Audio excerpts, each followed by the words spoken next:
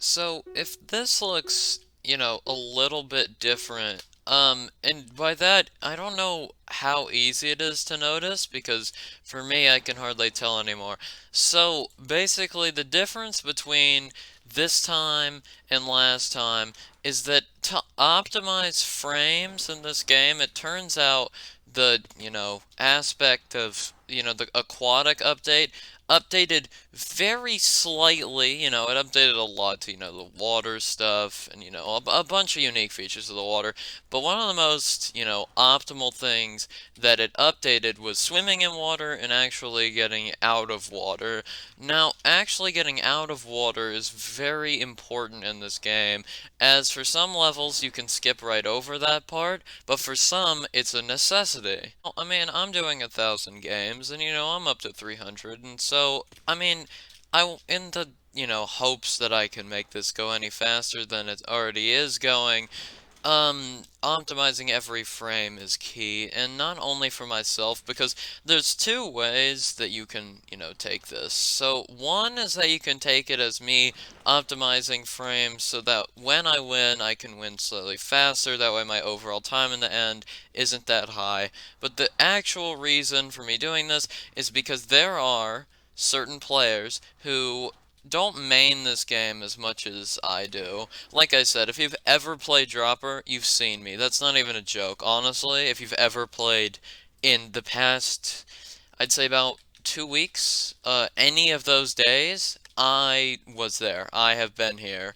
okay? Which is just very strange to think about. There is definitely not actually enough people here to start. I don't know why it's telling me that there is. This game is pretty bugged. You know what? It's fine. But yeah, this game, it's all about preserving frames so that I can go faster than the opponent. So, why is this one person saying Dan TDM? Okay. It's all about preserving frames so that, you can beat your opponents. Because, again, I will mention, I finally got the name of them, so I don't know if I don't actually know. I've never talked to them. I've never seen them speak in chat before. But sometimes I'll just talk to people in game. I like it when people in my games say that they're gonna win, and then they get times of like, they actually do pretty well. The people that always say that they're going to win nearly do well. I'd say like 50% of the time. I would say this one dude said that he was going to win, and I said, well, it's good to know who's going to win ahead of time. He said something toxic, and then I destroyed him by like a minute. So, and that's always fun, but there are these two players that I see in like lots of games, especially because playing this game, I notice a lot of the tryhards are playing at day. I try to play at night, but I notice that there are other tryhards who, besides me, obviously play, unfortunately, at night, and these two are, and they're not in my game, Wheelie and Blackbird 747, both of which are very, very good players. Blackbird 747, or whatever I just said his name was, is not as good as Wheelie. I'm pretty sure the Wheelie guy is a speedrunner or something, because unlike me, you don't see him in every game, meaning he's not just playing for fun, but he does get times of like an average of about 30 something seconds, which is actually really incredible. I am in the top 20 of record holders for 1.8.9, and yet, in 1.8.9, the highest record is actually somehow less than, in 1.20.1, which is a bit unfortunate somehow. But again, it's all about destroying those people who actually stand a chance at beating you. And lately, I've been memorizing more of the strats, and I can identify when the people that are really good at the game are actually in my games. That way I know that way I know when to pull out all those stops. Oh, see, here's one of them now. Here's Blackbird 747. I told you so. I told you that they were here. I knew it. Okay, they're always here. And I'm pretty sure that they have no idea that I exist. Okay, I don't actually know who this is. And every single time I see them in a game. So sometimes they will be in both lobbies, which is very unfortunate for many reasons. But what I'm saying is that both that guy and the other guy will be in the same lobby, meaning I have an even less chance to win. But my win ratio is like much higher than 50% now. It's like 60 something, which is really good considering that there are people besides me trying to do this. But I can guarantee you that nobody, because, I may or may not, play every day, meaning that I may or may not know every single person's like average strategy and win ratio that I why no oh my gosh, don't know how likely it is that I lose a game because my win ratio is really based off the other players in my lobby because sometimes there will be hidden tryhards, man, just people that you never expect with like the least sweaty names possible, and yet they manage to absolutely destroy you. Oh, this I think he just hit the ground. Yeah, I think he hit the ground. Rest in peace. Anyways, oh, I hate Atlantis. What is wrong with this guy's skin? Oh my gosh. What's wrong with the face? See, my thing is that I know that there are people out there who nearly play just as much as me, okay? They don't play exactly as much as me because if they did, then they would be considered crazy. But these people are racking up a very high, win-death ratio, except for when they're in lobbies with me. Now, I usually win. I don't know, that one round, it was a fluke, okay? I don't know how I could have done any better there. I could have gone slightly forward. That is not the correct route for Western, but somehow I got an even better time than I did before by .11 seconds. But yeah, I don't know, man.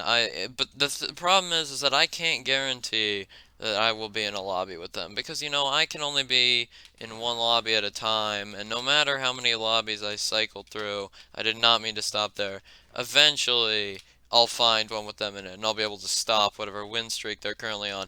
But until then, I'm sort of like stuck, just hoping that they don't get too many wins because I will be the first person to reach this goal. Okay? I don't care if I have to play for a million hours, okay? I will complete this absolutely unnecessary task, okay? I'll do it. For people who don't main this game like I do, they might, and honestly, I would not blame you for wondering if this ever gets boring, dropping into the same place over and over. But for some reason, I played this game for so many hours. I know all the skips. There's a lot that I don't usually take, like the floating island skip. I can do it. You did not see me do it when I was in floating islands. I just decided against doing it. However, I can do it.